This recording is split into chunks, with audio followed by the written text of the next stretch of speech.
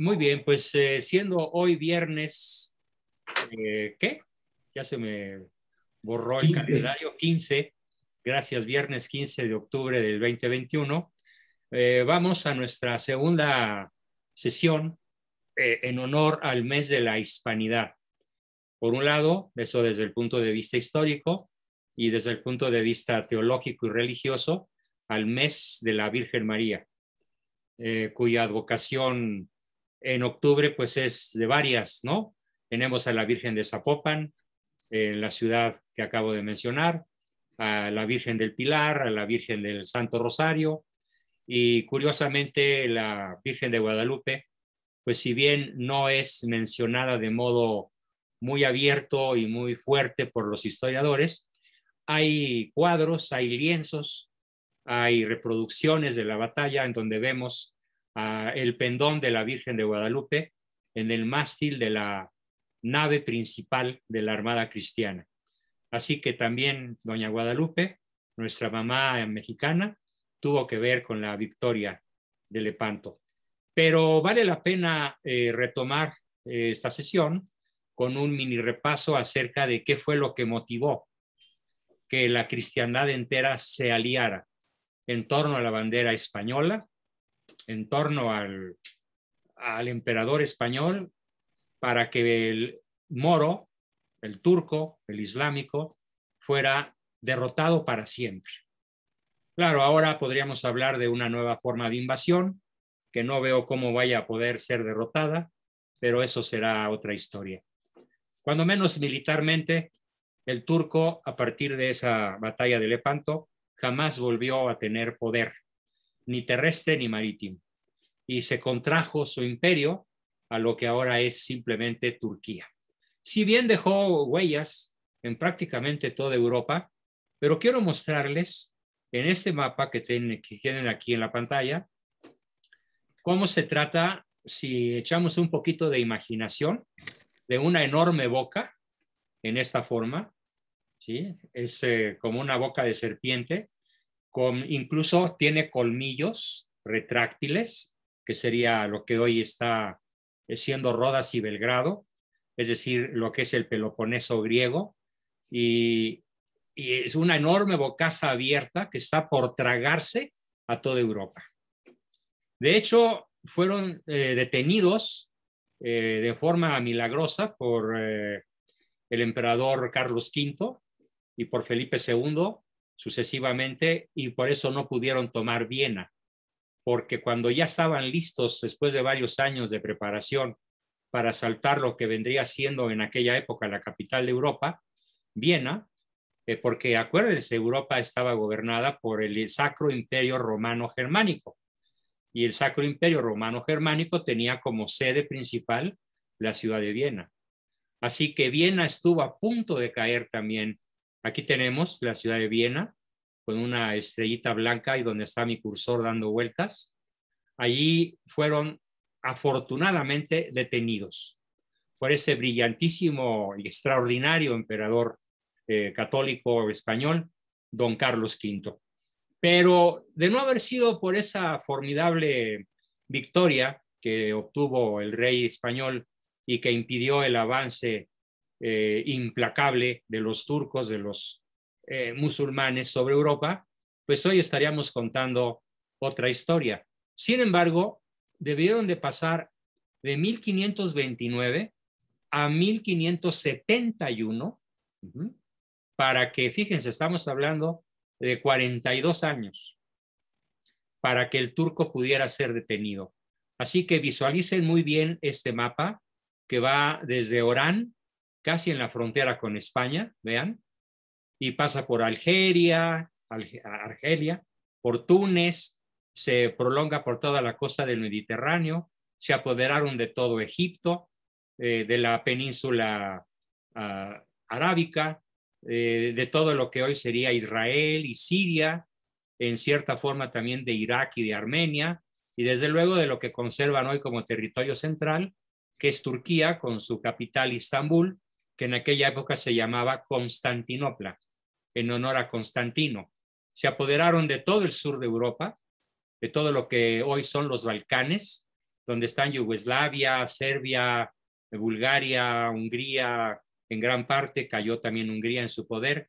Lo vemos en un verde pálido, que quiere decir que su hegemonía en Hungría no fue tan definitiva, pero casi. Entonces, este avance tan brutal nunca fue una guerra legítima. Ese es un concepto que tiene que quedarnos muy claro. Expliqué ya y repito que la guerra justa, según la saludable y contundente doctrina católica, la guerra justa, al igual que la legítima defensa, permite el matar al adversario que cuando es injusto, injustificado, brutal, depredador, cuando uno es la víctima o cuando se encuentra uno en situación de que no existe de otro recurso más que para poder conservar la vida, la dignidad, la libertad, declarar la guerra y defenderse e incluso derrotar al adversario depredador. Sin embargo, hay que considerar que para que la guerra se considere justa, que fue lo que estuvieron deliberando los cristianos largamente, tienen que cumplirse 3 requisitos. Vamos a ver cuáles son los requisitos indispensables para que el Papa San Pío V declarara la guerra justa contra el Islam. En primer lugar, tiene que haber un riesgo inminente de la pérdida de la vida y de la libertad y del Estado de Derecho. Es el primer requisito. O sea, una pérdida inminente. ¿Qué más pérdida inminente que un avance brutal? Estamos viendo el verde contra Europa, esta enorme bocaza abierta que ya se había tragado todo el Mediterráneo y una parte de Italia incluso. Vean dónde está Lepanto, donde está moviéndose el cursor. Así que el primer requisito estaba plenamente cumplido para poder declarar una guerra justa. El segundo requisito es que no haya otro remedio para defender la vida y la libertad, ya sea salvar la vida o recuperar la libertad y el Estado de Derecho, más que la guerra. Se agotaron ya los medios diplomáticos, los medios persuasivos, se agotaron las posibilidades de comprar la libertad y la vida, como malamente lo hizo el rey francés, cediendo 800,000 ducados de oro, que son toneladas de oro, para que finalmente los turcos abandonaran Francia, pero no del todo, porque actualmente pues siguen con una terriblemente fuerte presencia en varias ciudades francesas del sur, de la costa de Francia. Niza, Toulon y otras ciudades menores, pues son más turcas que otra cosa. Es el segundo requisito, que no haya otra solución más que la fuerza de las armas. Y el tercer requisito es que se trate de una guerra que se puede ganar. O sea, que sea factible ganarla, aunque se vea difícil e incluso improbable, pero que sea factible ganarla. En resumen, causa justa. Segunda, único recurso. Tercero, posibilidad de ganar. Si se cumplen estos 3 requisitos, tanto en la guerra masiva de una ciudad contra otra, de una nación contra otra, o como en este caso de una turba sanguinaria contra la Europa cristiana unificada, es una guerra justa y merece la bendición del cielo, la ayuda del cielo, como lo vamos a ver en el desarrollo de la batalla. Con este preámbulo, con esta introducción, otra cosa que quiero que vean con mucha claridad, y por eso he preferido compartir la página, aparte de platicárselas, es la alianza del rey de Francia, Francisco I, con el turco, con el sultán turco Solimán el Magnífico, a quienes vemos en un cuadro del Renacimiento, pintado a fines del siglo XVI, después de la batalla de Lepanto, en donde evidentemente se resalta el hecho de que el Pachá, o sea, el jefe de jefes turco, estaba a las órdenes de Francia, porque Francia en aquella época se volvió un país depredador como si fuera un país musulmán, bajo las órdenes de varios reyes. Francisco I, Enrique II y Carlos X. Y esto es una brutal traición contra la esencia de la cristiandad.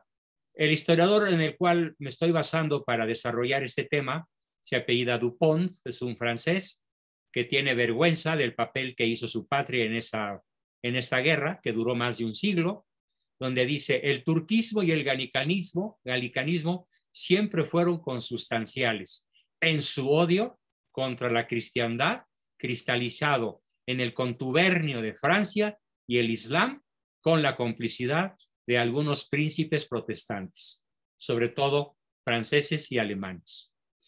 O sea que no fue contra toda Europa, porque si vemos a la Europa de aquella época igual que a la actual, pues el poderío militar de Francia y de Alemania es brutal. Francia es un país atómico, Alemania no, porque se lo prohibieron los aliados al terminar la Segunda Guerra Mundial. Pero el ejército alemán es de primerísimo nivel y en aquella época probablemente el ejército alemán era de los más poderosos de Europa, donde incluso la misma España tuvo algunas derrotas. Entonces, es muy importante entender que estas dos naciones de tradición cristiana, sobre todo Francia, jugaron un brutal papel de traición a la iglesia, a su patria y a su población.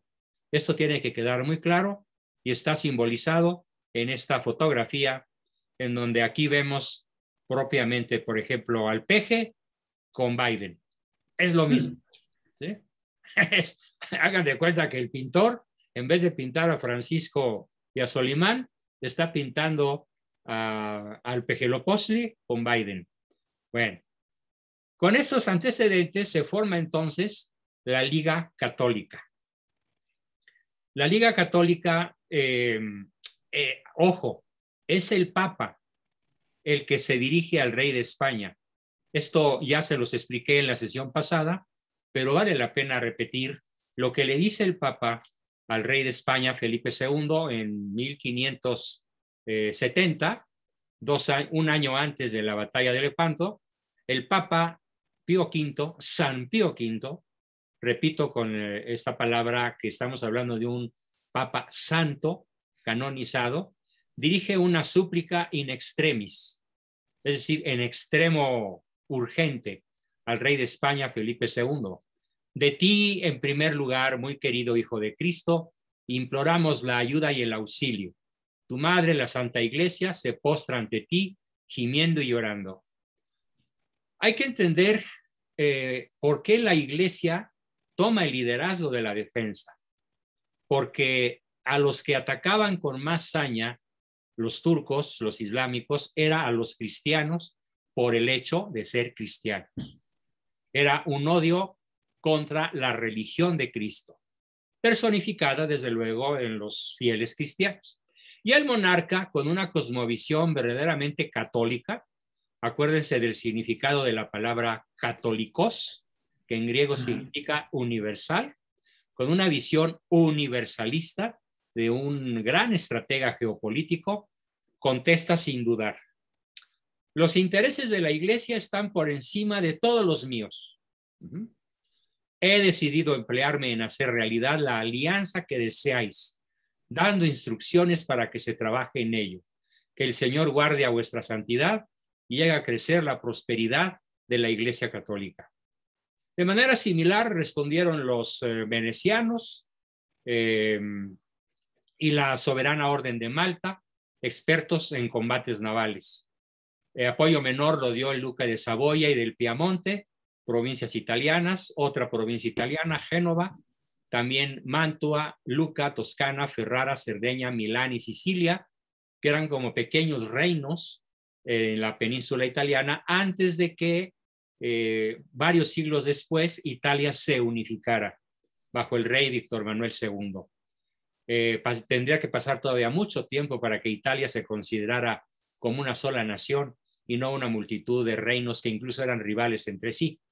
Así que era muy difícil que se aliaran estas ciudades porque eran rivales entre sí, peleaban por riquezas, por territorio, por comercio, por poder y por infinidad de cosas. pequeños reinos y ducados que habían sufrido las acechanzas sarracenas. Sarracena es otra expresión con la cual nos referimos a los islámicos y que decidieron sumarse hasta formar una Italia. Fue la primera vez que hubo una Italia. Después se volvió a desmembrar y 2 siglos después se volvió a unificar hasta la fecha. Desde el punto de vista político y nacional, la alianza de italianos y españoles contra el Islam fue una novedad absoluta. Nunca había ocurrido. Nunca, a pesar de más de un siglo de invasiones. A ver, hagan la cuenta. ¿Cuándo empezaron las invasiones turcas contra el Imperio Romano de Oriente? Tomen nota, en 1440 y tantos. Y 10 años después, en 1452, la ciudad, la joya de la corona del Imperio Romano de Oriente, Constantinopla, hoy Estambul, cae en manos de los turcos. Así que saquen la cuenta.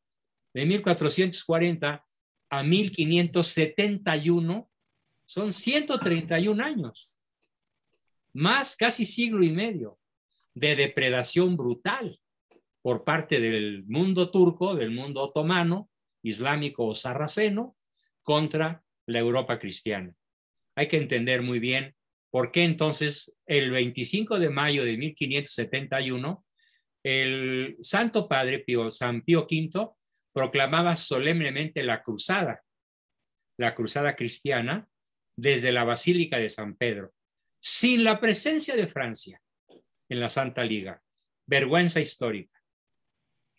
Yo tengo amigos franceses, incluso que viven aquí en México, que viven en París o en alguna otra ciudad francesa, y ellos mismos me han confesado, como buenos católicos, que esta es la página más vergonzosa en la historia de Francia, sin considerar la toma de la Bastilla y la Revolución Francesa, que costó 4 millones de muertos en 3 años, en la época del terror.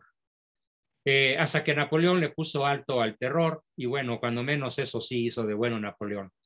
Más aún, tenemos en cuenta que cuando San Pío V había ordenado al cardenal Alexandrini para pedirle a Carlos X, rey de Francia, su participación, el rey se dio el gusto de rechazar la oferta en virtud de los tratados y alianzas de comercio con los turcos que acababa de renovar, tal cual, como si estuviéramos hablando con un arbano usurero.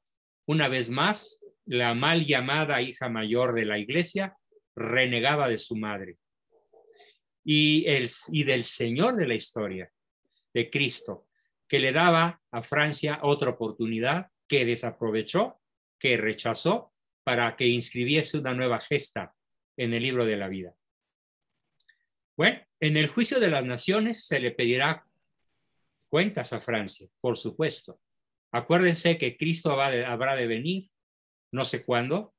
Estoy completamente adverso a algunos amigos y compañeros míos muy cercanos que están hablando de que México no será el mismo después del 8 de diciembre, porque lo más probable es que nuestro Señor Jesucristo regrese el 8 de diciembre del 2021. Desautorizo absolutamente este estúpido, atrevido y disque profético comentario nacido de la boca de alguna niñita fantasiosa que probablemente sufra esquizofrenia paranoide, pero que no tiene obviamente revelaciones válidas dadas por la Virgen María.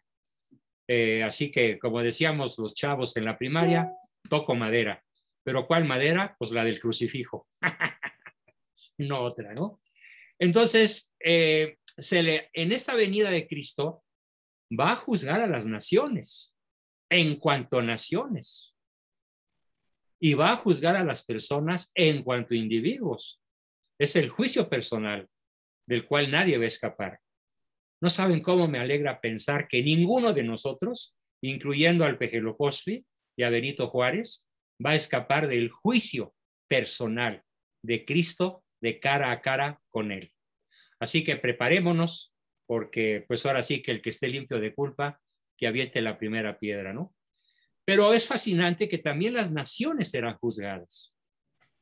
Y qué triste hoy es que España haya renunciado al papel salvífico que tuvo en esta batalla y todavía 300 años después, durante la evangelización de América. Así que, mientras tanto, la monarquía pagó con su sangre y la de su pueblo. La monarquía francesa, se refiere el historiador Dumont, que incluso actualmente debe resignarse a que los mismos puertos, fíjense bien qué trágica es la historia, los mismos puertos que los reyes franceses facilitaron para la flota turca, para que se guareciera del invierno la flota turca, cedió Marsella, Niza y Toulon, tres grandes ciudades que hoy son 80% o 90% turcas más que francesas. Y creciendo porque los turcos tienen familias de 6 niños y los franceses tienen familias de 0.9 niños. Ni siquiera se completa el niño completo. Que hayan vuelto a ser los principales bastiones musulmanes en Europa, con barrios fuera de la ley, donde ni siquiera la policía se atreve a entrar. Y aquí empieza ya hicimos el repaso, ya hicimos el vínculo entre la sesión pasada y esta, y ahora nos toca platicar del capitán y por qué se llamó o por qué fue elegido este chamaquito casi adolescente que tenía 26 años, ¿sí? Teniendo en cuenta la participación de dinero, hombres y navíos, el mando general correspondía a los españoles. Felipe II propuso a su hermanastro, era un hijo ilegítimo de Carlos V, don Juan de Austria, hijo natural de Carlos V. Y don Juan de Austria tenía solo 26 años. Sin embargo, era un joven apuesto, de gran liderazgo, que ya había provocado serias derrotas a los turcos, además de contar con las cualidades necesarias para el cargo. Los historiadores de la época lo describen como una persona piadosa, apasionada, valiente, seductora y de gran capacidad diplomática y militar. Por su parte, los genoveses y los venecianos contaban con almirantes de muchísima mayor experiencia y muchísimo más larga carrera militar. Recomiendo a los que tengan pasión por la lectura bajar de la red las novelas de Emilio Salgari, un gran escritor italiano, que narra estas guerras con pelos y señales. Cómo eran las descargas de metralla, las balas de cañón encadenadas para tirar los mástiles de las embarcaciones. Emilio Salgari. Emilio Salgari. S-A-L-G-A-R-I. Salgari. Emilio Salgari. Encuentran muchas de sus novelas gratis en la red y vale la pena por ejemplo, los piratas de Argel, los mártires musulmanes. Hay muchas novelas que se refieren justamente a este periodo que hoy estamos narrando y vale la pena porque Emilio Salgari es un historiador, es un novelista histórico. O sea, él toma pasajes de la historia y los vuelve novelas. Y pone personajes ficticios, pero también pone personajes reales, como por ejemplo los militares venecianos que dirigieron esta gran batalla, genoveses y venecianos, ahí aparecen con pelos y señales. Y como San Pío V había convocado la cruzada, a él le correspondía, a San Pío V, le correspondía zanjar, decidir la delicada cuestión que no parecía ser tan evidente, de quién tenía que tomar el mando de la Armada Católica. El tiempo apremiaba y mientras se asesoraba, el Papa no dejaba de rezar suplicando al cielo una señal que lo ayudase en la elección correcta. Esto obviamente lo hacemos nosotros en estos momentos de nuestra vida si somos personas piadosas, si somos personas de fe en situaciones difíciles, pedimos la luz, la inspiración y el soplido del Espíritu Santo. Bueno, pues el Papa lo pidió y un día, al finalizar la misa que había celebrado, tuvo una inspiración divina mientras recitaba en silencio el último evangelio. Acuérdense que en la misa tridentina, en la misa de antes, por así decirlo, sin que tenga yo nada contra el nuevo ordo, tan válido el uno como el otro, no me salgan con el cuento de que esta misa no es misa.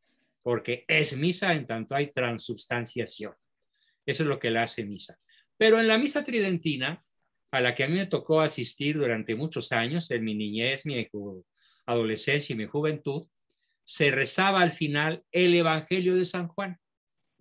En principio era el verbo, y el verbo, etcétera, era la palabra, y el verbo se hizo carne y habitó entre nosotros, etcétera. Y recitando entonces el Evangelio de San Juan al terminar la misa, el versículo,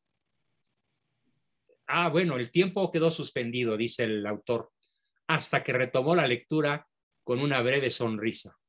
El versículo le había iluminado su inteligencia, confirmándole al príncipe Juan como el generalísimo de la Santa Liga. Ahora no se llama generalísimo, a lo mejor porque le da coima, le da grima a las personas de hoy, de esas que son políticamente correctas, referirse al comandante en jefe como generalísimo, probablemente porque esta palabra quedó satanizada después de que fue la que usó toda su vida el comandante don Francisco Franco, generalísimo de los ejércitos españoles católicos que derrotaron a los comunistas, que incluso había enviado Rusia a instalar en España un estado comunista. Por eso no se usa ya la palabra generalísimo, pero era el generalísimo. Ahora se llama comandante en jefe o almirante supremo. Al Arsenal de Sevilla se le encargó la construcción de gran parte de la flota católica y del equipamiento de la galera real para el príncipe español. Aquí están viendo la formidable galera real. Probablemente en la próxima sesión pueda yo presumirles algo que pude hacer hace tiempo, cuando tenía mayor capacidad de trabajo, mayor concentración, mejor pulso, que es una réplica de la popa de la nave que están viendo en la fotografía. ¿Sí? Yo la reconstruí en un modelo a escala y vamos, es una de mis obras favoritas de tipo manual. Ya se las enseñaré en su momento. Era un enorme navío para la época de 50 metros de largo, cuando en realidad en aquella época los barcos más grandes no pasaban de 20 metros de largo. Pues este era de 50 metros con 300 remeros. Las galeras romanas más grandes no tenían más de 100 remeros. Eran las muy, muy grandes. Rematado por un Hércules gigantesco, estamos viendo en la proa, un Hércules gigantesco en la proa y una estatua de la gloriosa Virgen María, aquí está, en la popa. Popa es la parte trasera del barco. Allí debían embarcarse los retoños de la nobleza andaluza, los famosos infantes, que eran compañeros de don Miguel de Cervantes Saavedra, que en aquella época, él participó en esa batalla, tenía solo 24 años. O sea, nuestro máximo exponente de la literatura castellana, que es una de las 4 maravillosas herencias que hoy tenemos en el mundo hispano, era don Miguel de Cervantes Saavedra, de solo 24 años, cuando estaba a punto de entrar en la batalla de Lepanto junto con sus compañeros, que eran los retoños de la nobleza andaluza, los famosos infantes andaluces. Aquí tenemos pues la réplica de la nave en el Museo Marítimo de Barcelona. Estuve ya físicamente ahí y créanme que produce verdaderamente asombro y una impresión de majestad, de reverencia ante esta reproducción a escala perfecta de lo que fue la nave capitana, la galera real, de esta extraordinaria batalla. Desafiando el mal tiempo, vamos a empezar a ver cómo se desarrolla la batalla. Desafiando el mal tiempo, la nave capitana zarpó con sus galeras, las galeras son embarcaciones mucho más pequeñas, hacia el puerto de Mesina para reagrupar fuerzas. Sin perder tiempo, el generalísimo don Juan de Austria logró organizar y unificar la gran flota cristiana bajo su único mando. Este fue el primer acierto de este formidable generalísimo. En total eran 80,000 hombres, de los cuales 50,000 eran marineros y 30,000 soldados de infantería. Considerando el peligro que para una armada compuesta de diferentes reinos y ducados representaba la multiplicidad de capitanas, de naves capitanas, no estamos hablando de mujeres, estamos hablando de naves capitanas, así se le llamaba, la nave capitana, que al primer desacuerdo podrían haber abandonado la flota. Para evitar esa deserción, por quítame y esas pajas, porque me miró feo, porque me invadió hace 10 años, porque me secuestró a una hija o qué sé yo. Para evitar eso, las riñas internas en el ejército de la Liga, de la Santa Liga, don Juan decidió unificarlos en escuadras comunes.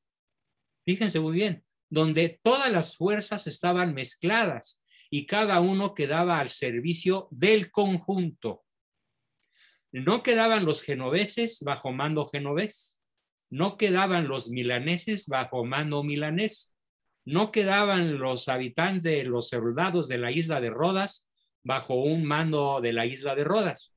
Todos quedaron bajo el mando del generalísimo y con oficiales que le reportaban directamente a él. Ahorita vamos a conocer a algunos de ellos que pasan a la historia como personajes heroicos y muy famosos. Así que esta integración de aliados fue una extraordinaria novedad, sobre todo para aquella época, que evitó iniciativas divergentes en momentos inoportunos, dando a la Armada Católica una homogeneidad y una solidez excepcional, que, ojo, no tenían los turcos. Porque los turcos sí tenían sus propias escuadras bajo mandos de pequeños pachás, de pequeños jefes. Aunque respondían al gran jefe Soleimán el Magnífico, de todas maneras, Ali Pachá, perdón, de todas maneras había rivalidades en la flota musulmana, cosa que no habría de ocurrir en la flota cristiana. La fuerza principal de la Liga era la escuadra española, con 164 barcos, frente a los 134 de Venecia, los 18 del Papa, comprendidos navíos ligeros, fragatas, bergantines y otros. Los términos de fragatas y bergantines son términos marineros que no tendríamos tiempo de explicar con mucho detalle, aunque lo que realmente contaba eran las 208 galeras de combate y 6 grandes galeazas. Eran galeras grandotas, por eso se llamaban galeazas, que tenían cañones muy pesados. Es la primera batalla marítima en la historia de la humanidad donde se usa, atención, artillería pesada. En la toma de Constantinopla, siglo 131 años atrás, se utilizaron cañones, se utilizó artillería, pero eran balas de piedra. Y al ser balas de piedra eran muy frágiles. Estallaban con facilidad contra los muros. En cambio, ya la flota española tenía pues balas muy pesadas de hasta 300 kilos de peso, balas de cañón tremendamente pesadas, lanzadas por cañones de grueso tonelaje, de alto, ¿cómo se dice? Calibre, de grueso calibre, cañones de grueso calibre. Si bien no eran de largo alcance, pero eran de grueso calibre. Para aumentar la potencia de fuego en las otras galeras, el generalísimo hizo aserrar, cortar los altos espolones. O sea, ese espolón tan bonito que vieron, ¿sí? Este espolón que está aquí, donde ya se me pasó. ¿Dónde andas? Aquí está. Este espolón fue cortado de todas las naves. ¡Pum! ¿Para qué? Para que los cañones que estaban colocados a proa dispararan de frente contra la flota enemiga sin tener que desperdiciar el tiro lateral. El tiro lateral nunca hubiera sido tan mortal, tan eficiente como lo fue el tiro de frente. Los árabes, los musulmanes no esperaban tiros de frente, porque ellos sabían que las naves españolas tenían espolones demasiado largos. Al ser cortados, los cañones del frente de la proa quedaron libres para disparar directo sobre la flota turca. Esto fue una enorme ventaja estratégica que dio don Juan de Austria. Bien, entonces, permitiendo así el tiro directo y frontal en lugar del tiro curvo. Sí, un tiro así es mucho más efectivo que un tiro en curva. Si no hubieran cortado los espolones, los tiros hubieran sido de esta manera. Al cortar los espolones, los tiros de la armada cristiana fueron horizontales y rectos contra los costados de las naves turcas. También don Juan mandó reforzar las batallolas de las galeras. ¿Qué son las batallolas? Pues donde van los marineros, los remeros, para protegerse de la nube de flechas envenenadas que lanzaban los turcos. Una observación interesantísima es esta. No olvidemos que un arquero, fíjense, podía tirar más de 30 flechas mientras se cargaba apenas un tiro de arcabuz. Eran de aquellos arcabuces de espérame mientras cargo, ¿no? No te muevas mientras disparo. Esos eran los arcabuces de la flota española, de la flota de la Liga. Y los arqueros turcos eran formidables en su puntería. Entonces era más peligroso un arquero turco que un arcabucero cristiano, en proporción de 30-1. Ojo con eso. La superioridad militar de la flota turca era impresionante, tan solo considerando el poder de fuego de sus arqueros comparado con el poder de fuego de sus arcabuceros. Ahora diríamos carabineros, ¿no? Sería el término español. Así que partieron las 5 escuadras con la Real en el centro. Al centro iba el genovés Juan Andrea Doria. ¿Quién fue este cuate? Un genio de la guerra naval. Actualmente el barco insignia de la flota italiana se llama así, Juan Andrea Doria. Yo lo estoy reproduciendo en mi taller de barcos. Es un barco hermosísimo, no es un barco blindado, moderno, es un barco antiguo, pero en honor a don Juan Andrea Doria, es el barco insignia de la Escuela Naval de Italia. En el ala derecha, el almirante Barbarigo a la izquierda. En el segundo puesto de mando, Marco Antonio Colonna, general de la escuadra pontificia. O sea, él había sido reclutado directamente por San Pío V. Y atrás, bien escondida, que se reservó el non plus ultra. O sea, lo más valioso de la flota de la Liga quedó en la retaguardia, al mando de don Álvaro de Bazán, marqués de Santa Cruz, relámpago de la guerra, jamás vencido.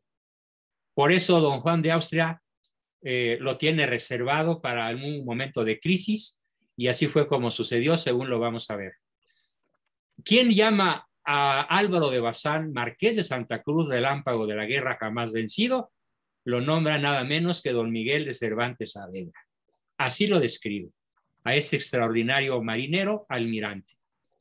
Con este signo vencerás.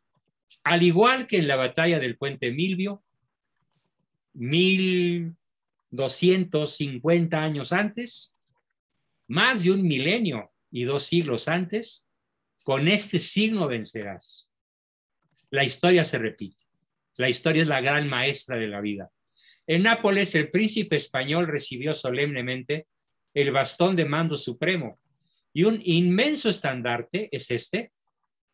Este estandarte tenía cuando menos 15 metros de altura.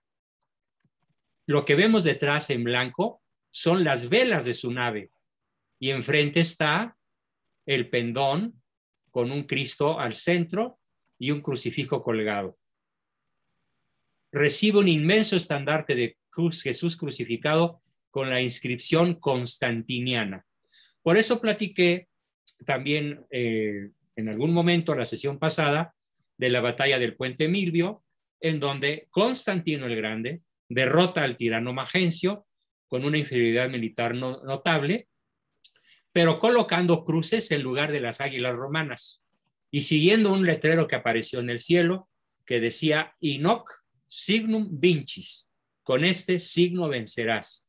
Y junto apareció una enorme cruz, que es la famosa cruz constantiniana, que así se llama, y que es la que aquí vemos muy diluida, pero que es la cruz de Constantino el Grande. Con este signo vencerás, Inoc signo vinces, bendecido por San Pío V. Al entregárselo, el cardenal repitió en latín, español y veneciano lo que resumía el espíritu de la cruzada. Toma, príncipe afortunado, la enseña del verbo verdadero hecho hombre. Toma la imagen viva de la santa fe, de la que en esta empresa tú eres el defensor.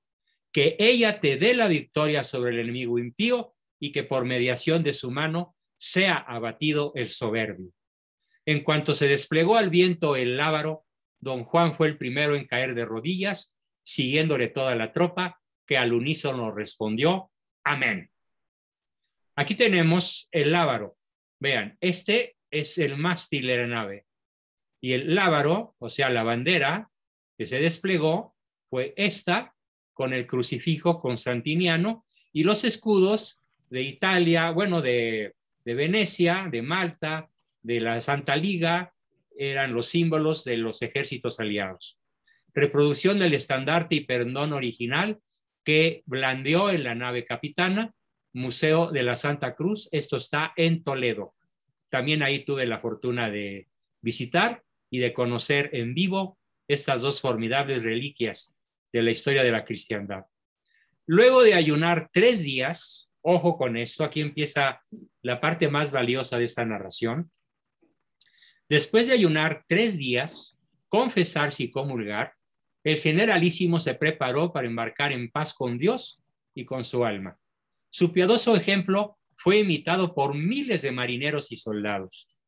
Como si la coraza espiritual fuera insuficiente, don Juan ató en su cuello un pequeño relicario que el Santo Padre le había obsequiado con un fragmento de la Vera Cruz, o sea, de la verdadera cruz, que había sido honrada por don Hernán Cortés al fundar la primera ciudad en el continente americano, que se llamó así, la Villa Rica de la Vera Cruz.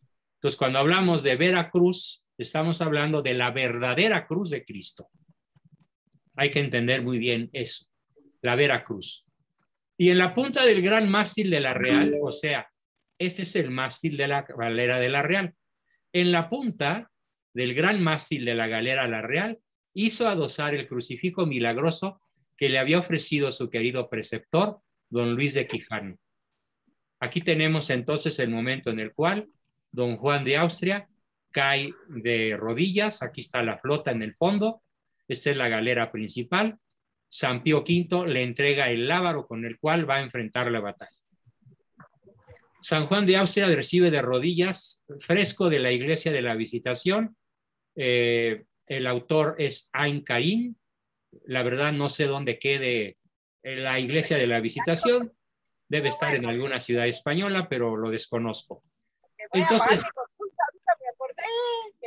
perdón, voy a tener que silenciar porque alguien por ahí está echando mucho relajo. Continuamos. A partir de entonces, antes de partir, perdón, el nuncio papal impartió la bendición, ojo, con indulgencia plenaria para aquellos que muriesen en combate.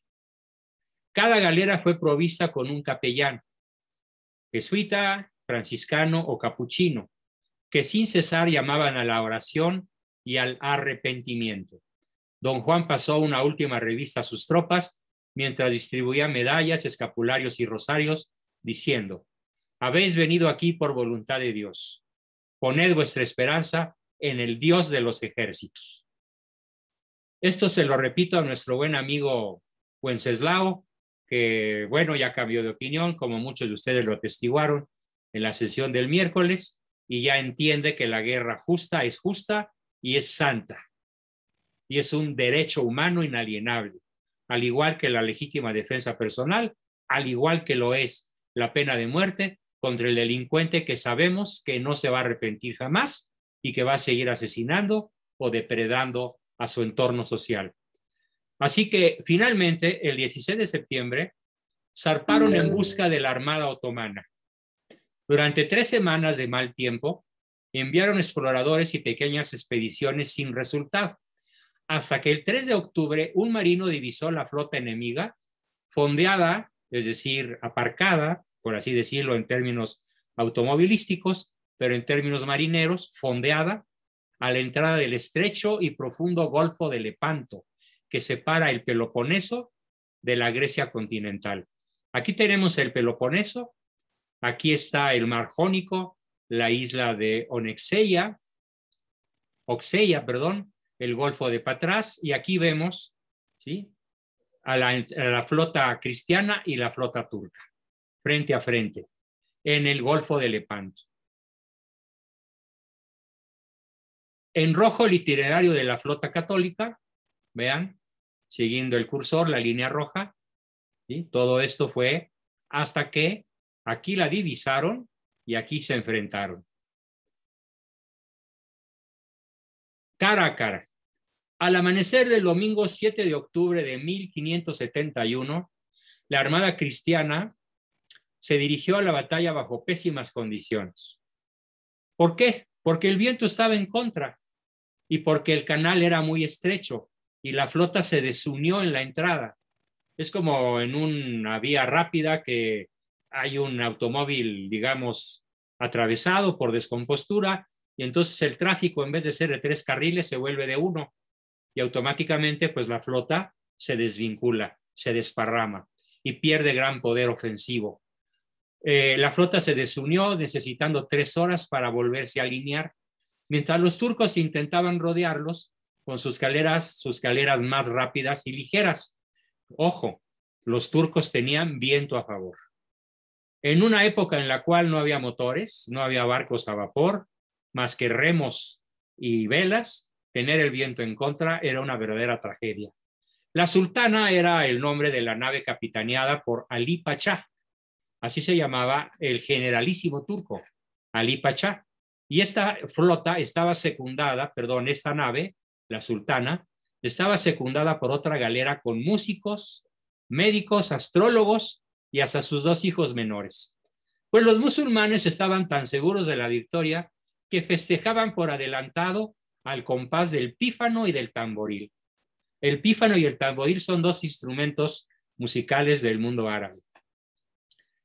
Parecía evidente, contaban con 120,000 combatientes y remeros, o sea, 40,000 hombres más que la Armada cristiana, una poderosísima artillería y 230 galeras, sin contar buques de carga.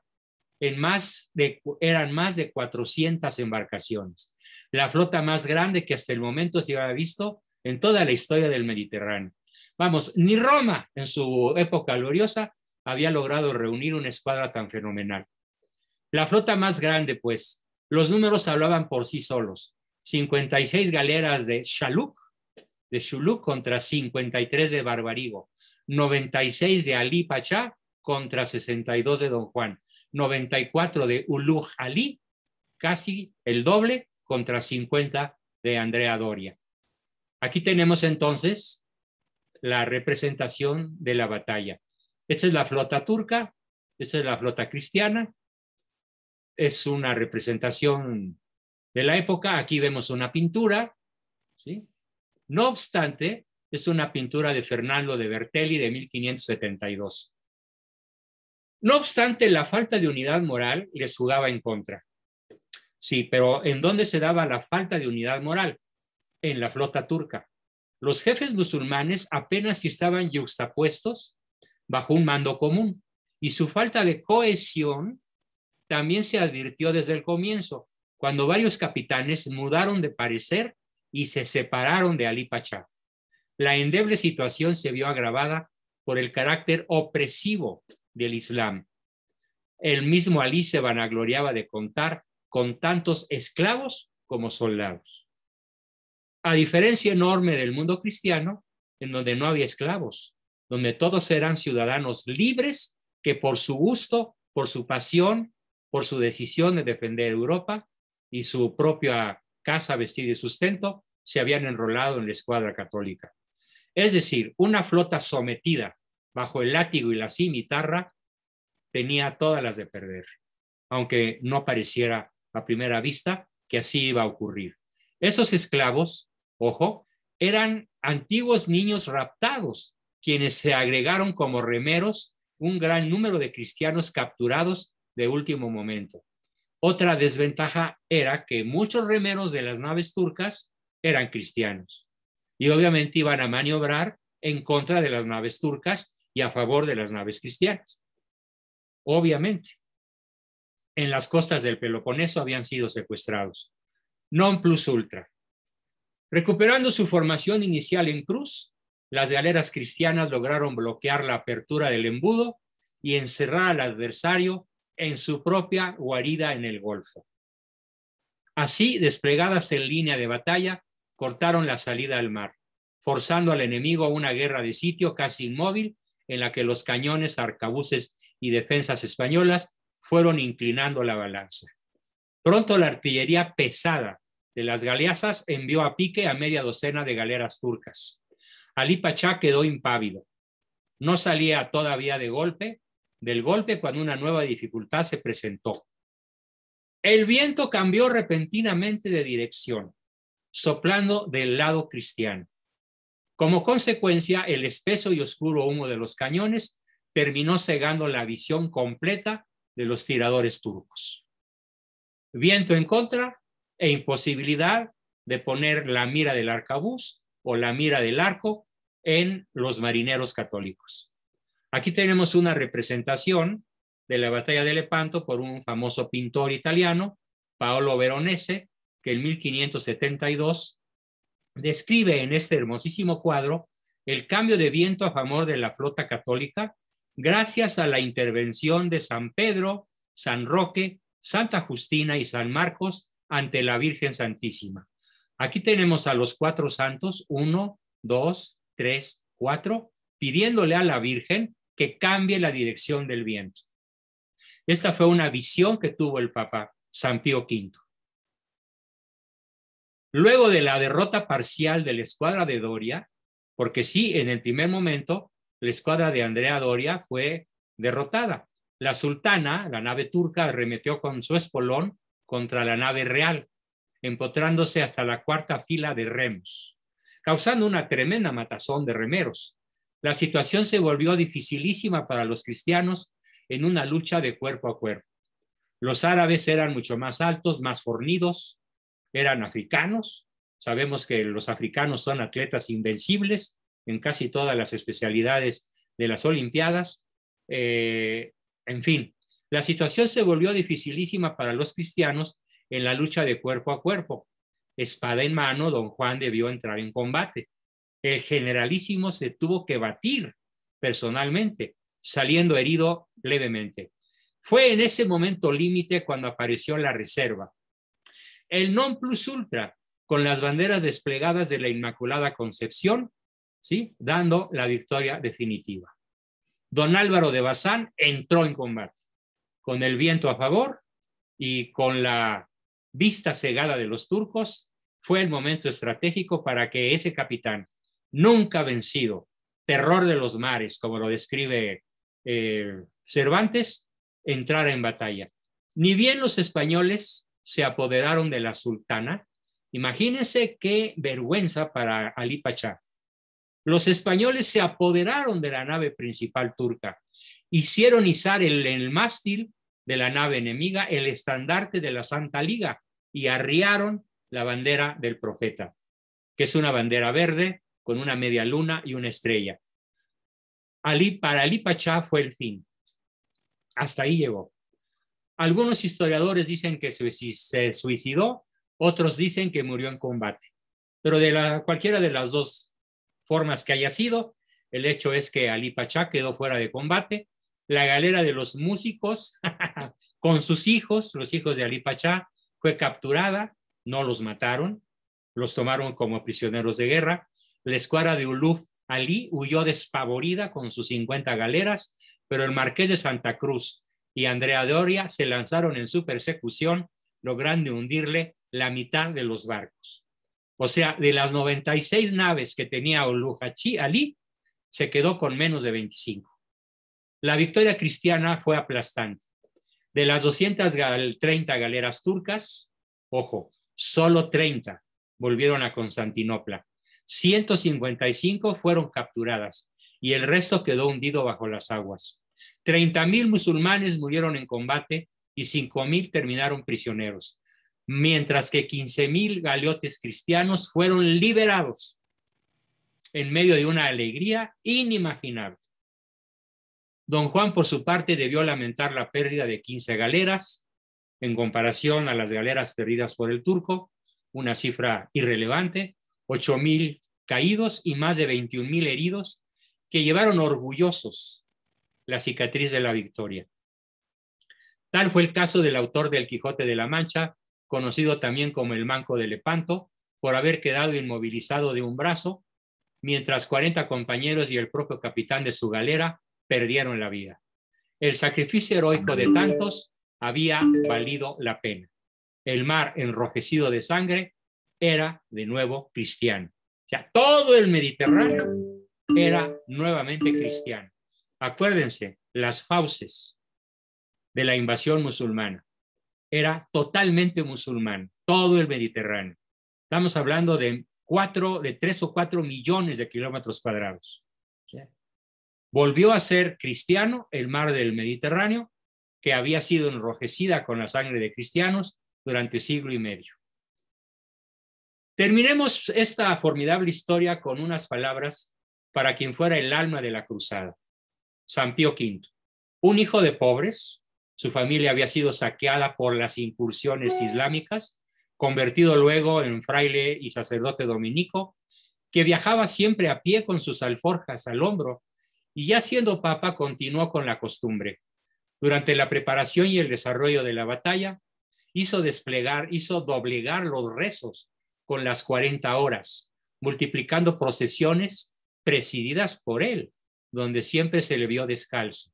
Como buen hijo de Santo Domingo, no dejó de desgranar su rosario, popularizándolo entre los cristianos de Roma y del mundo entero.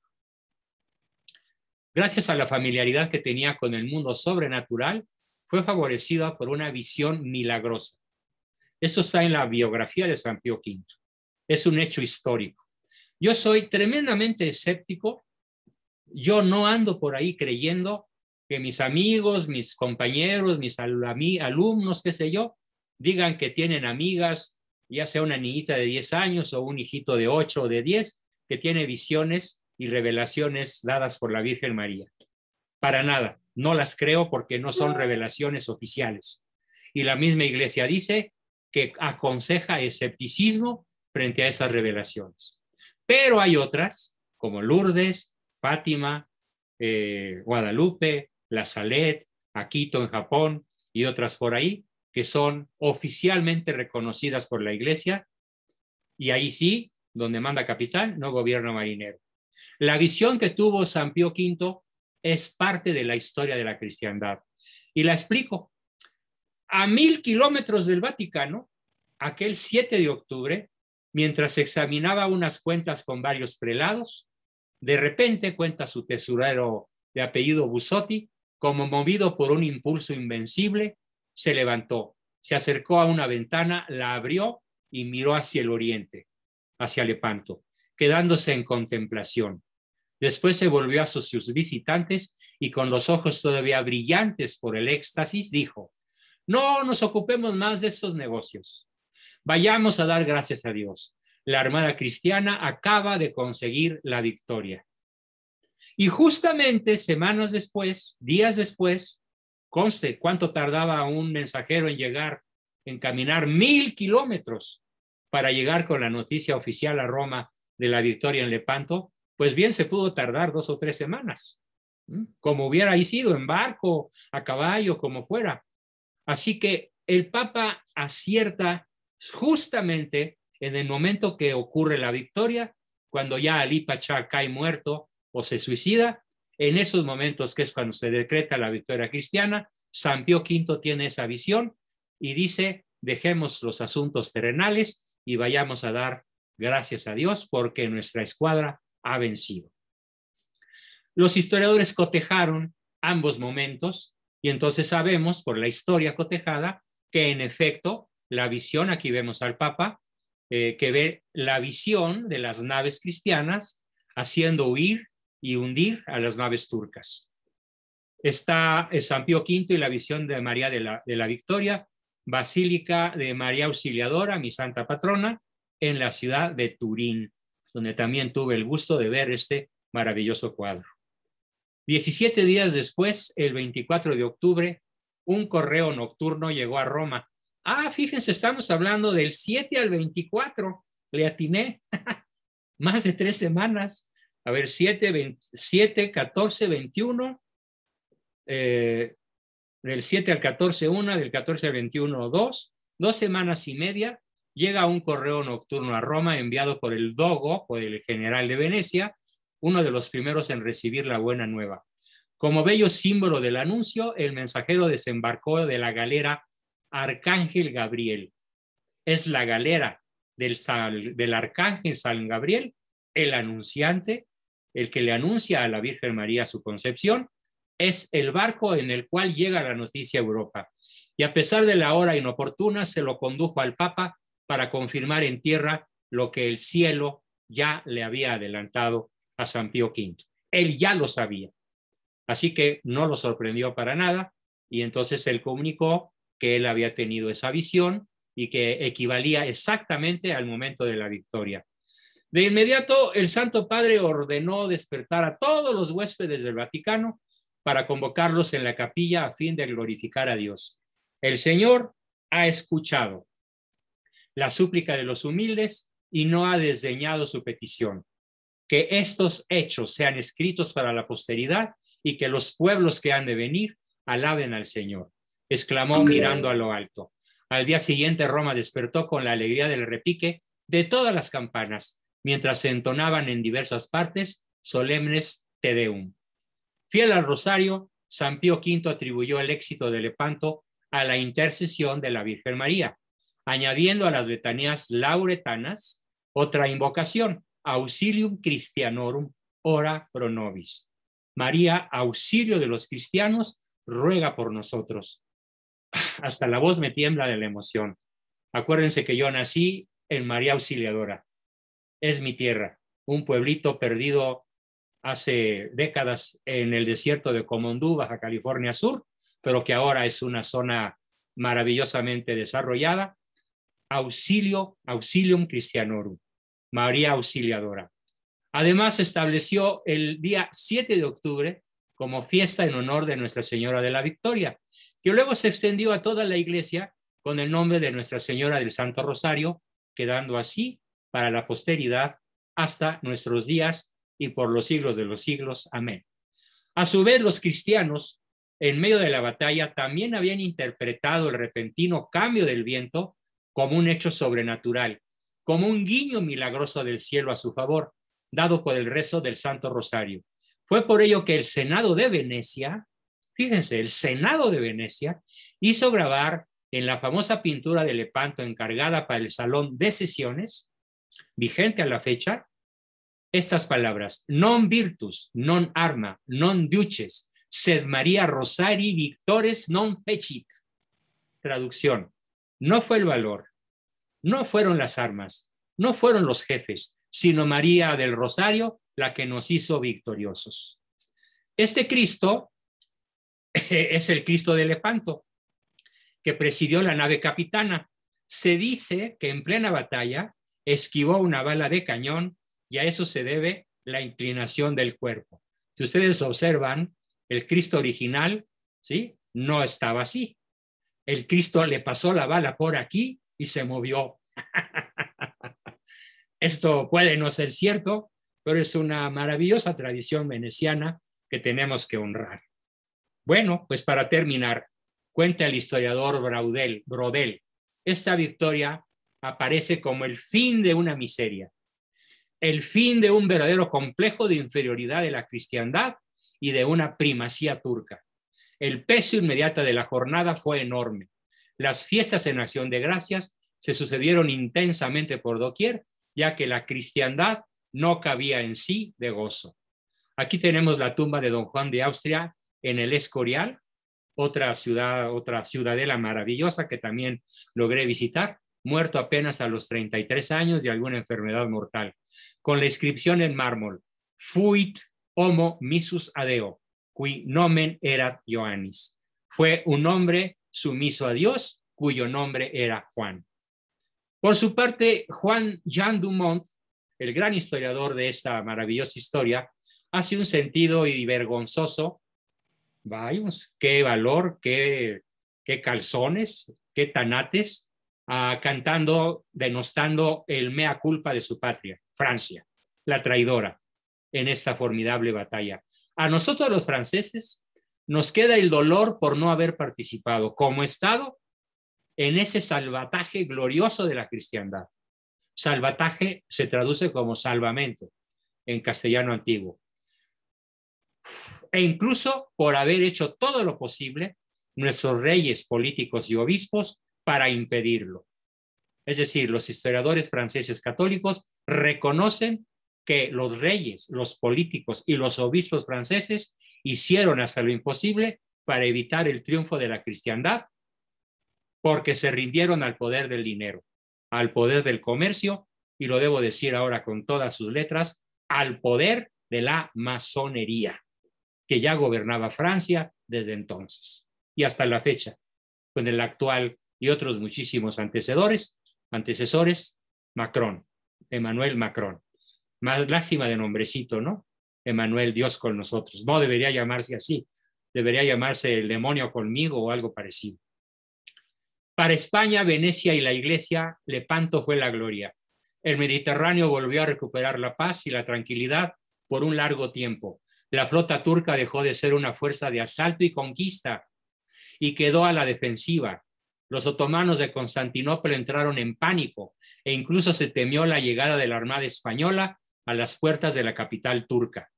Pero como España nunca fue una nación depredadora, sino una nación civilizadora, como lo seguiremos viendo en esta serie de sesiones dedicadas al hispanismo, a la hispanidad, pues nunca se les ocurrió, o tal vez se les ocurrió, pero decidieron no hacerlo, tomar por asalto la antigua Constantinopla y rebautizarla cristiana.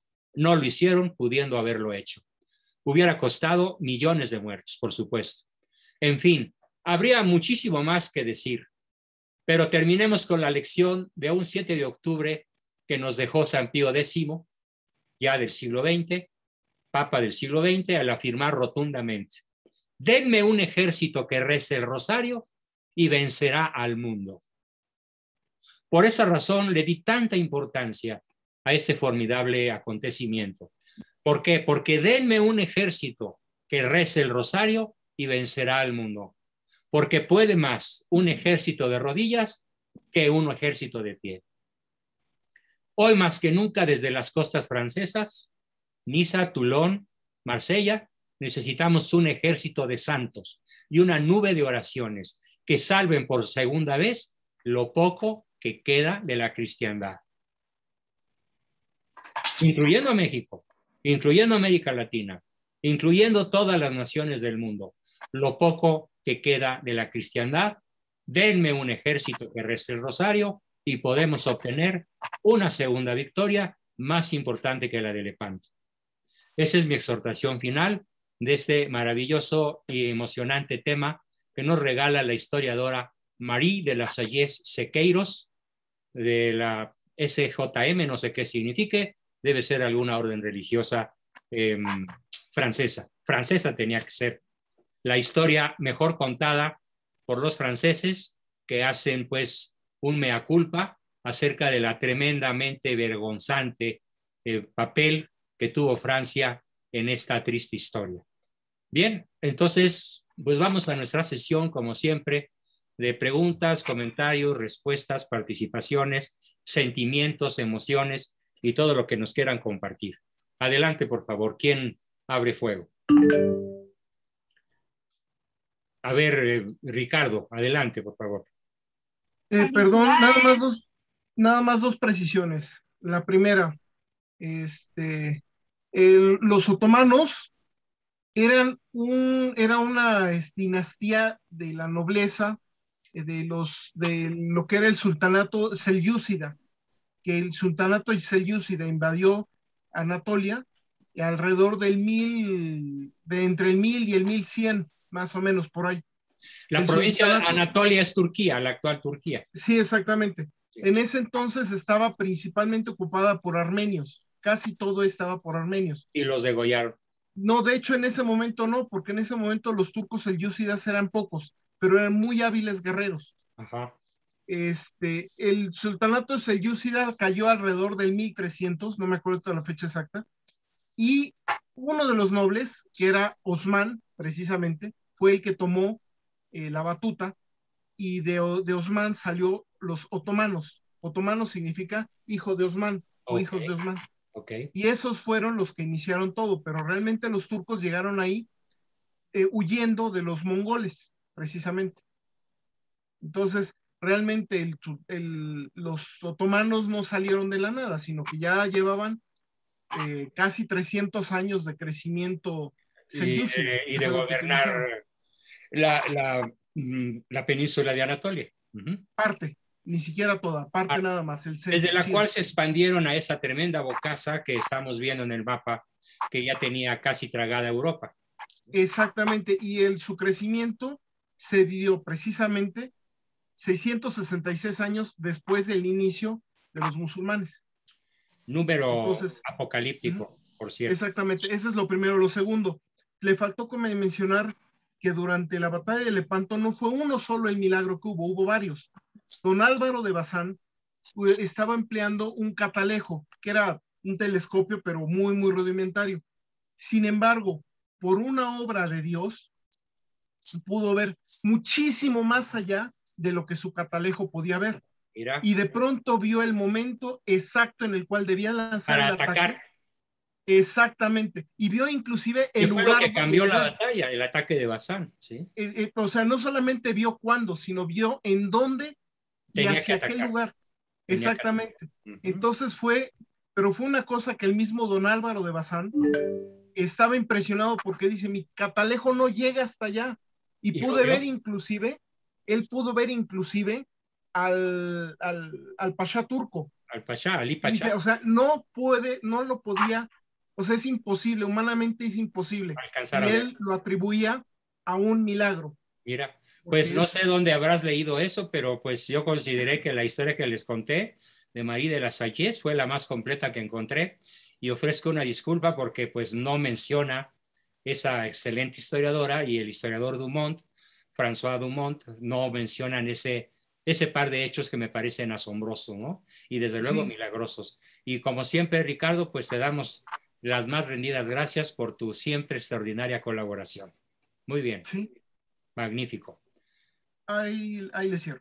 Ah, ya, muy bien. ¿Quién más quiere compartir, preguntar, aportar, dudar, expresar su emoción, lo que sienten ante un hecho tan formidablemente lleno de milagros? ¿Quién No, tiene? profesor Oliva. Adelante, Oliva.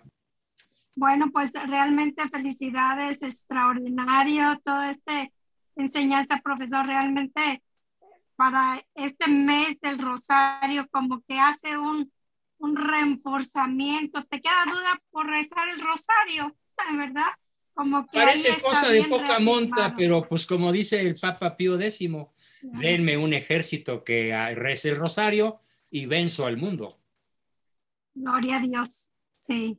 Amén, así sea. Pues, Así que gracias, recemos el muchas rosario gracias. de manera formal, de manera informal. Yo tengo la saludable costumbre de siempre estar haciendo pasar por mi mente, aunque esté dando una conferencia, aunque esté escribiendo, aunque esté viajando, haga lo que haga, constantemente en segundo plano estoy con el rosario en la cabeza.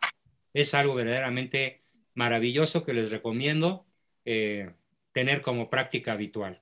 Muy bien, tenemos varias manitas levantadas. A ver, en orden, Rosita Franco, por favor. Gracias, Después buenas Denise, noches. después Carla y luego Carlos Galindo. Adelante, Rosa. Sí, pues nada más compartir, bueno, es impresionante la historia, ¿verdad? Y que nos va llevando de la mano todos los acontecimientos que ha vivido la historia del cristianismo, porque pues esto nos da una pauta para que nosotros no nos desanimemos y que ahorita que estamos viviendo estos terribles problemas, pues la Virgen nuevamente se pone de manifiesto, ¿sí? Y nos llama a que diariamente acudamos al rosario en cualquier circunstancia de nuestra vida y sobre todo ahorita que estamos viviendo estos terribles momentos de aborto y etcétera, que ya todos conocemos. Entonces nada más quería compartir que cómo nos va llevando usted con la historia y que precisamente se están apareciendo estos temas que son tan importantes para nosotros y que nosotros con esto todavía podemos pulir nuestra espiritualidad para que nosotros reforcemos todas nuestras creencias. Solamente era eso. Así es, formidable aportación, Rosita. Yo en lo personal rezo muchísimo más por el fin del aborto, por el fin de la tiranía de la ideología de género, que por el fin de la pandemia. Es más, frente a la pandemia o plandemia, como le quieran llamar, yo sigo escéptico sin chutar ni a izquierda ni a derecha. Yo sigo preguntándome cuál será la verdad, porque solo sé que no sé nada. Sin embargo, lo que es evidente es que estamos inmersos en una brutal cultura de la muerte. Así es. Y allí es donde el rosario nos puede dar la victoria. Así es. Bien. Y no nada más en eso, en muchas cosas. Yo creo que la Virgen pero sobre todo en eso, que es lo que sí. más aflige en estos momentos a la humanidad. Sí, y que aparte de eso, decimos, el bien no hace ruido como lo hace todo lo malo. Claro. Pero Dios está actuando. Muy bien, pues silenciosamente, en familia, en la mente, cuando estemos aislados, recemos el Santo Rosario. Claro que sí. Gracias, doctor. Tenemos a Denise Villalpando. Adelante, Denise. Hola, qué gusto que ahora noches. Participes. Buenas noches. Hasta hoy pude venir. Qué bien. Sí, gracias. Felicidades. Pero ya voy a estar aquí presente, profesor. No me pierdo sus interesantes clases y también las aportaciones de los compañeros. Pues quería comentar que pues es un ejemplo la batalla de Lepanto que nos motiva como católicos a unirnos y para vencer la masonería. La unión hace la fuerza y pues la historia se repite, entonces es una luz de esperanza siempre contar con esas grandes eventos históricos donde definitivamente está claro la intervención divina. Entonces, pues Dios, ¿verdad? Con Dios todo, sin Él nada. Entonces, pues nos motiva a seguir a la lucha, como usted nos comenta. Excelente tu comentario. Muy amable. Muchas gracias por participar. Gracias. Y no faltes, ¿no? Bueno, no, nadie falte, por favor. ¿sí? Esto se va a poner cada día más bueno. Ya lo verán en un ratito más. Adelante, Carlita, por favor. Gracias. Sí, bueno, también yo quería comentar nada más que una frase de San Pío de Pretelchina es que si 1 millón de niños rezaran el rosario, el mundo cambiaría. O sea, el poder de oración de los niños. Y pues sí, como dice usted, que por el fin del aborto, a lo que va al día de hoy de este año, van 33 millones de niños asesinados en este año nada más. En todo el mundo. En todo el mundo, sí. Sí, no lo dudo. Y probablemente de los países más brutalmente asesinos sea México, en América Latina, ¿no? Por la densidad de población misma, ¿no? Sí. Y Estados Perdón, Unidos, ¿cuántos? Se diga, ¿no? 33 millones en todo el mundo de abortos en lo que va del año. Ajá, hay una página que se llama World 2 Meters Info y ahí te pones en la parte de abortos y está en tiempo real, o sea, es horrible, o sea, más de un aborto por segundo, Brutal. Sí, pues es la principal amenaza para la paz, definitivamente, ¿no? Es un crimen que clama al cielo, brutalmente, tremendamente. Gracias, Carlita, por esa aportación de ese portal. Yo no conocía su existencia, lo voy a revisar con mucho gusto. Es una gran aportación. Gracias. Tenemos a Abraham Montalbán. Adelante, Abraham, que no has participado. Por eso te doy la voz a ti antes que a don Carlos, que ya habló. Adelante, Abraham. ¿Sí me escuchas? Adelante. Ojalá viéramos tu imagen, porque nada más vemos ahí una especie de marcianito pelón. Sí, ahorita. No importa. Muy bien, Abraham. Hola, ¿qué tal? Sí, tengo 2 preguntas. Adelante. No entendí muy bien por qué era el Papa el encargado de elegir al general quien iba a dirigir al ejército. Porque el Papa era el elemento crucial, el elemento esencial para agrupar a la cristiandad en torno a él. O sea, era el único líder que iba a reconocer cualquier católico. ¿De acuerdo? Ese es un factor de liderazgo terrestre, de liderazgo espiritual, de liderazgo ideológico. Entonces, ¿A quién se iba a rendir el comandante veneciano? Al Papa. ¿A quién se iba a rendir el comandante generalísimo español? Al Papa. ¿Y a quién se iba a rendir don Álvaro de Bazán? Al Papa. Era el único capaz de unificar todas las fuerzas. Y pone el mando en el comandante don Juan de Austria, que fue el único capaz de unificar todas las fuerzas. A diferencia de los turcos que no lograron unificarse. O sea, divide y vencerás, ¿no? La desunión de los turcos, aparte del viento en contra, del humo de los cañones y de la intervención del Santo Rosario, pues los turcos, humanamente hablando, si solo lo consideráramos desde un punto de vista militar, pues asumen una actitud de inferioridad en el momento en que se encuentran desunidos y que no obedecen a un mismo jefe. La muestra es que uno de los capitanes salió huyendo incluso antes de la batalla. ¿Sí? Bien, eso contesta tu pregunta. Sí, ahora tengo otra pregunta. Sí, adelante. Es sobre la legítima defensa. Adelante.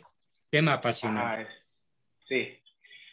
Tomando ese tema de la legítima defensa, entonces, ¿sería legítimo que la ley que tienen allá los gringos de que puedan tener armas en la casa para defender pues por si algún ladrón o algo así? ¿Sería legítimo?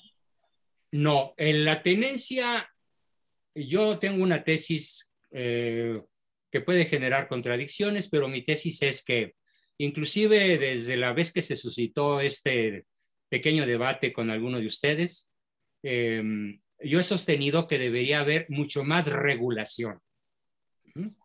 No para cualquiera, sino para personas que tengan una demostración de cierto perfil psicológico que los aparte de ser psicópatas, por ejemplo. El problema es que en Estados Unidos cualquier psicópata tiene acceso a las armas, porque el psicópata parece una persona de bien. El psicópata es encantador, manipulador, mentiroso, usa traje, camisa de cuello blanco, corbata de seda, Louis Vuitton y lo que quieras. Parece un ciudadano de primera, pero es un psicópata. Y cuando menos se calcula que el 20% de la población adulta y joven de los Estados Unidos, el 20% tiene un perfil psicopático. Yo a ellos les prohibiría el acceso a las armas, porque ellos son los que matan, ellos son los narcos, ellos son los que roban, ellos son los que secuestran, ellos son los que se meten ¿qué te dijera yo? A ciertas agrupaciones militares, como la Migra, para tener el derecho a matar. Ellos son los que tienen los clubes de caza de migrantes. En Arizona hay varios clubes de caza, de cacería de migrantes. Y esas cacerías de migrantes mexicanos las hacen con armas legalmente adquiridas en cualquier armería de la frontera o de los Estados Unidos. Entonces, haciendo esta acotación, ¿sí? Yo te pongo mi caso personal. Yo tengo una poderosa Beretta 15 tiros, calibre 38 Super, y no dudaría en disparar a quien ponga en peligro la vida de mi familia o la mía. Pero la tengo en mi casa y nunca la saco de paseo, ¿sí? Porque además está prohibido llevarla en el automóvil si no tienes un permiso especialmente dirigido a la aportación de armas. Yo lo tuve mientras fui asesor de la PGR. Cuando dejé de serlo, pues mi permiso venció. Y por fortuna nunca la tuve que usar. Pero entonces es muy diferente la tenencia a la aportación responsable. La tenencia indiscriminada es muy discutible y debería tener límites racionales y límites éticos. Nada menos el día de ayer hubo 2 muertos en alguna escuela, asesinados por sus propios compañeros que llegaron a la escuela con las armas de los padres. Noticia del periódico de ayer. Entonces, la regulación tiene que imponerse como algo hasta de sentido común, por favor. Bien, pero claro, como yo no soy ningún abogado ni especialista en derecho constitucional ni nada que se le parezca, pues ahí le dejo el reto a cualquiera que sí tenga una formación legalista para que pueda hablar con más conocimiento de causa de eso que a mí me parece un abuso de un derecho. Los derechos son virtudes cuando están en el justo medio. Si con ese derecho abusas, se convierte en vicio. Y si no ejerces tu derecho, pues también se convierte en cobardía o debilidad. Esa es mi respuesta, Abraham. Espero que te quede claro. Bien. Antes tenemos a otras personas. Había levantado la mano Adrián Ortega y después Carlos Galindo, que ya había participado, y después Ricardo, que ya había participado. Adrián, adelante. Sí, buenas noches. Nada más un sentimiento cuando leí todo la investigación que había mandado, cuando leí al Papa descalzo orando, o sea, es un liderazgo increíble. Increíble. Nada más cuando lo leí se me erizaron los cabellos. Nada más ese comentario. Y bueno, no dedicamos la sesión a la biografía de San Pío V, pero es legendario, es una biografía formidable. Ahorita nada más vimos uno de los rasgos esenciales de su liderazgo: caminar descalzo, rezando el rosario, ¿no? Encabezando procesiones para la victoria de Lepanto, ¿no? Y lo logró. Bien, gracias. Tenemos a Carlos Galindo, un segundo comentario. Rapidín, Carlitos, ¿qué nos quieres platicar? Bueno, sobre el poder de la oración, es real, es auténtico lo del rosario. Yo voy a poner un ejemplo. Ahorita acaban de liberar a una religiosa en Mali, de Colombia. Tuvo 5 años presa por los musulmanes en tierra misionera. Sí, lo leí, sí. Entonces, ¿qué sucedió? Esta vida de oración que ella tuvo le permitió salir, porque en casi ninguna mujer sale de ese tipo de circunstancia. Esa es una. La otra, España junto a Italia, Europa debería estarles agradecida de pies a cabeza por lo que hicieron, porque muchas veces se habla de que la cultura europea, por ser cristiana, es opresiva, pero porque no han conocido el Islam. Eso, claro, por supuesto. Excelente comentario. La cultura, si existe una cultura opresiva, deja tú a China. La cultura musulmana es brutalmente opresiva, sobre todo contra la mujer. Magnífica aportación, Carlos, muchas gracias. Nos sirve de muchísima claridad. Es más, yo le llamo contracultura. La subcultura, la contracultura islámica es brutalmente opresiva. Incluso, pues, toda la nación árabe se considera Islam, significa esclavo de Dios. La sola traducción de Islam al castellano es esclavo de Dios. ¿Qué implica eso? Opresión. Bien. Y bueno, parece que Ricardo quiere participar otra vez. Richard, ¿es cierto? Sí. Adelante. 3 comentarios rápidos. La primera, se ha demostrado, estadísticamente hablando, eso no lo digo yo, sino las estadísticas, que en cuanto a la posesión de armas, debe de haber una mucho mayor amplitud en su posesión. De hecho, en los Estados Unidos, en Suiza y en todos los lugares donde se da la apertura de la posesión de armas, con la única condición de que los ciudadanos demuestren estar capacitados mental y en cuanto a entrenamiento a su mentalmente, uso, ya lo dijiste, que no sea psicópata. Exactamente, pero que permitiendo eso, inclusive la aportación de arma continua, o sea, que todo el día puedas cargar el arma. Así es en los Estados Unidos. En algunos estados y en Suiza y en otros lugares. Se ha demostrado que eso baja el nivel de robos, de asesinatos y de todo eso a niveles casi de 0. La única forma de superarlo es por medio de de otro tipo de educación, pero es extremadamente difícil y que lleva varios siglos, que ves, por ejemplo, la que habían conseguido los ingleses hasta 1970, hasta justo antes de que se inició. Ese es uno, de que se inició la invasión. Entonces, ¿estás de acuerdo conmigo en que un psicópata no tiene derecho al acceso a las armas? Estoy de acuerdo, Pero allá, por ejemplo, en Suiza es inclusive obligatorio, ya ni siquiera es un derecho, es una obligación tener armas para la defensa de la ciudadanía. Ese es por un ejemplo. Luego, segundo, en cuanto a las culturas opresivas, la cultura china de antes del comunismo era una de las culturas más abiertas que había. Ciertísimo. Sí. Cuando llegó el comunismo se acabó eso y ahorita es una de las más opresivas, si no es que la más opresiva, inclusive más que el Islam. Pero no es la única, también el mundo hinduista, es en extremo opresivo.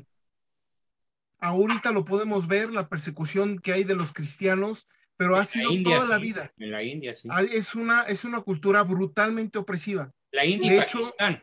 La India y Pakistán.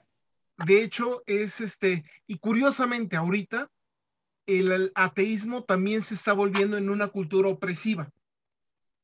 La única forma que el ser humano ha encontrado para garantizar la apertura y la libertad es el cristianismo. Obviamente. No solamente, y curiosamente, el cristianismo católico. Muchos dicen, porque el cristianismo de Zwinglio, de Lutero, de los protestantes en general, es un cristianismo bastante opresivo.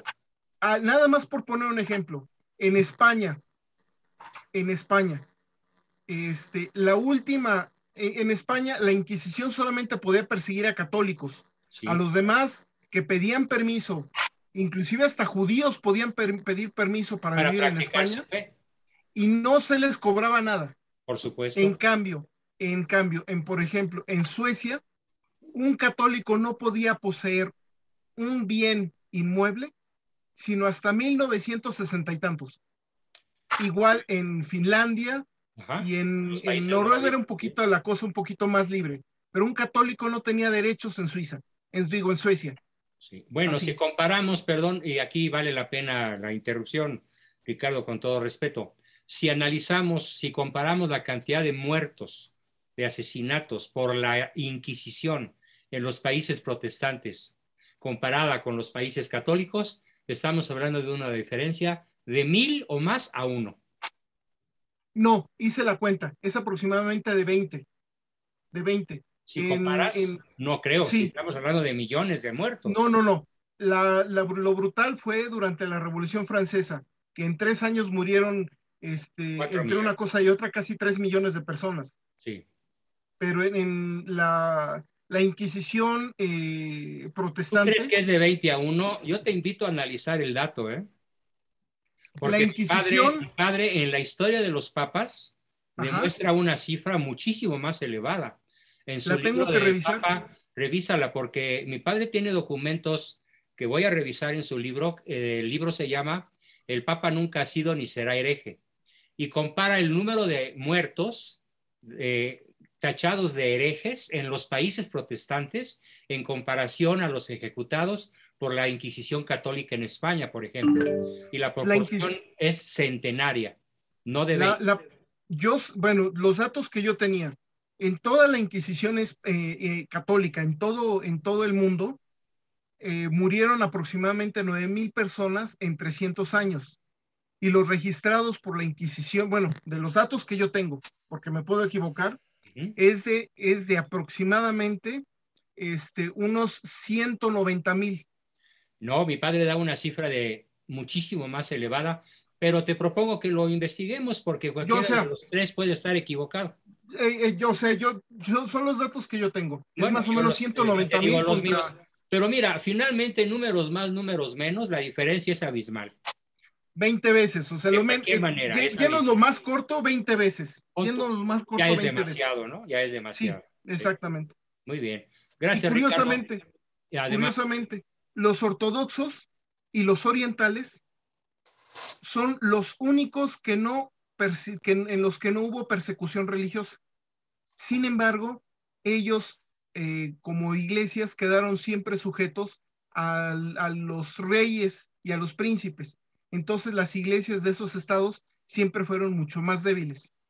Claro. Que contra la católica. Muy bien. Alejandro, familiar, ¿qué nos quieres compartir o preguntar? Adelante. Bueno. Penúltimo participante, sí. Bueno, una gratísima sorpresa el saber del museo náutico o el taller náutico que tú tienes. Sí, ya se irán de espaldas cuando vean mis producciones. No es por presumir, pero es algo verdaderamente fascinante. ¿Sí? Me encantará saber algo de eso y yo te voy a enviar, ya tomando ese tema, mañana tengo que entregar una pintura al óleo que acabo de hacer de un velero para un pedido alemán, a ver qué opinas. También estoy metido en el tema náutico coincidentemente. Ah, mira qué chistoso. Tú en la pintura y yo en tercera dimensión. Sí, maderas finas, oro, bronce, cobre, hierro, zinc, todos los metales preciosos los trabajo y trabajo también las maderas caoba, cedro y madera esa que parece acero. En estos momentos no me acuerdo de su nombre. El palo de fierro. Palo de fierro. También lo trabajo. Tengo instrumentos para todo eso. Y bueno, mis naves miden más de 1,5 metros de largo por 1,5 metros de alto. Y si tú los pones en un set cinematográfico, parecen reales. ¿Y de cuánto es la armada de Juan Bosco? Tengo 9 buques. Uno 9. Para cada uno de mis hijos. Ya he entregado varios y aquí en casa conservo 5. Ya se los presentaré en la próxima ocasión. Maravilloso. Sí, yo conozco en la pantalla. Uno de los museos así de mi escala de reproducciones fue en la ciudad de Savannah, en Georgia, en Estados Unidos. Maravilloso. Me dejó pasmado, pero debe ser por ahí. Bueno, pues ya lo verás tú, ya juzgará el grupo de qué calidad son, ¿no? Y luego, bueno, pues qué bueno que se esté descorriendo el telón detrás del Islam.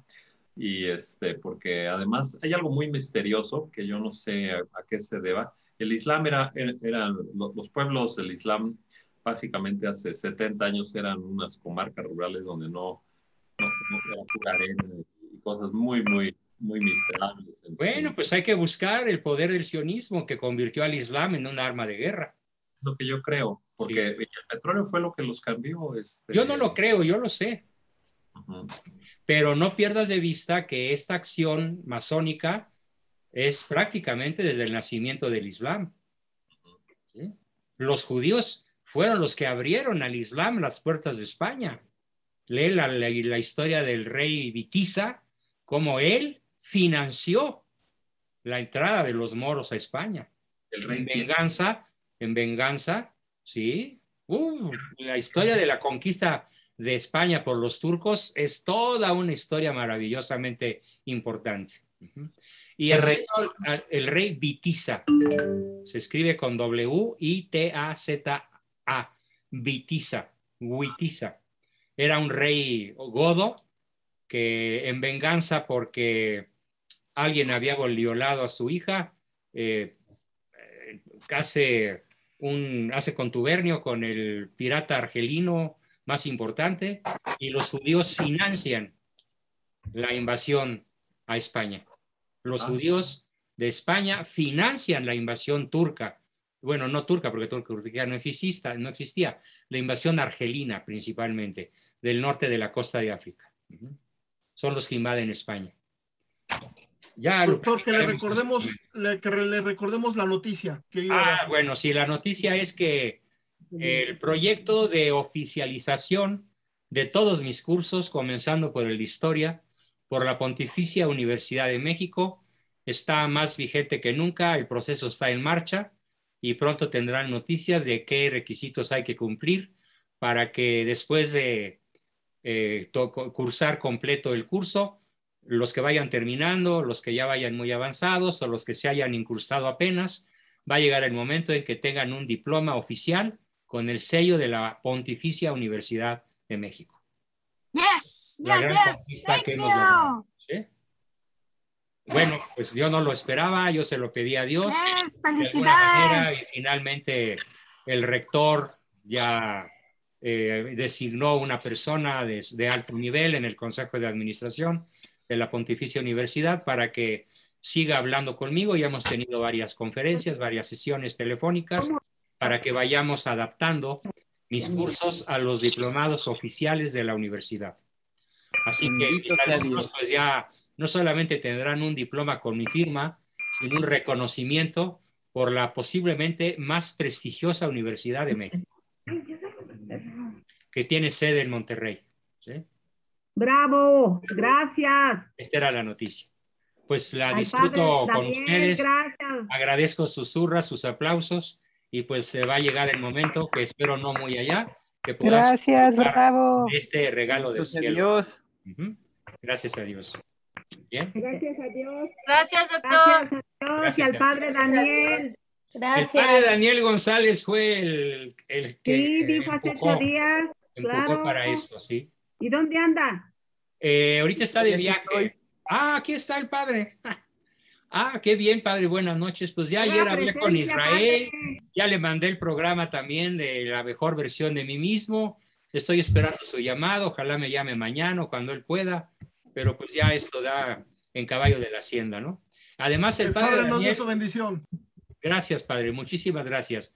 Para despedir al grupo, recibamos la bendición del padre. Pero les recuerdo, ahora más que nunca, necesitamos que todos, por favor, se pongan al corriente con sus cuotas, porque menos de la mitad, bueno, digamos que la mitad del grupo ha cubierto bien, le falta la otra mitad y estamos con la nave haciendo agua. Les encargo mucho, por favor, que hagan el esfuerzo.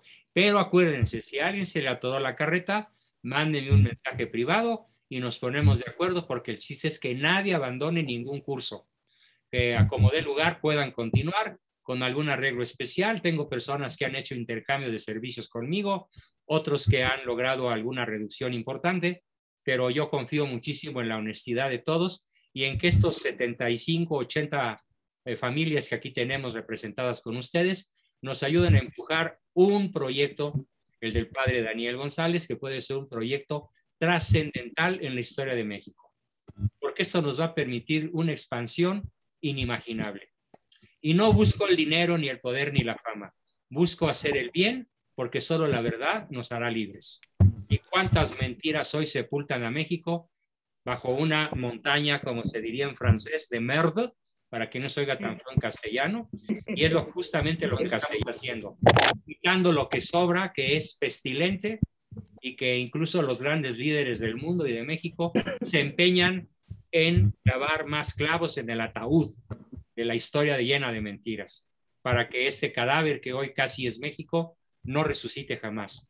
Pero vamos justamente por el rescate de nuestra hispanidad, que es el ADN de la nación mexicana, ¿sí?